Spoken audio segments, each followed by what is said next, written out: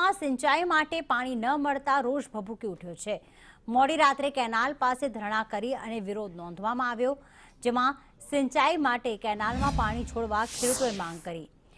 ચોથા નેસડા ગામના ખેડૂતોએ વિડીયો એક વાયરલ કર્યો છે, જેમાં સમયસર પાણી ન મળતા ખેડૂતોને ભારે નુકસાનીનો સામનો કરવાનો વારો આવ્યો।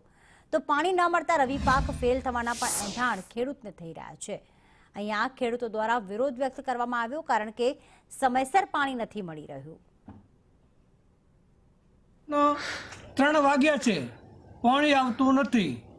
ખેડૂતોએ પલાવ હકાવે એટલે કલાકના 1000 રૂપિયા દઈ 2 હેક્ટરમાં 15 કલાક હેઠ એટલે 15,000નો રોટાવેટર લાવે, 1200ના ભાવનું એટલે 10-12,000નો હેડે।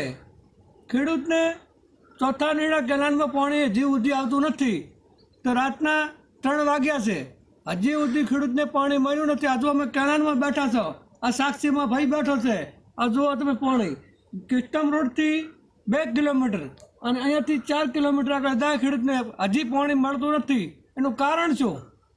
ખેડૂત માટે આવું હોય નહીં, મહેરબાની કરીને પાણી છોડો। પાણી છેલ્લા સુધી પહોંચતું નથી, પાણી આવતું નથી। એવી સરકાર પાસે અમારે અપેક્ષા છે કે તરત પાણી આવે। તમે રજૂઆત કરી એકવાર?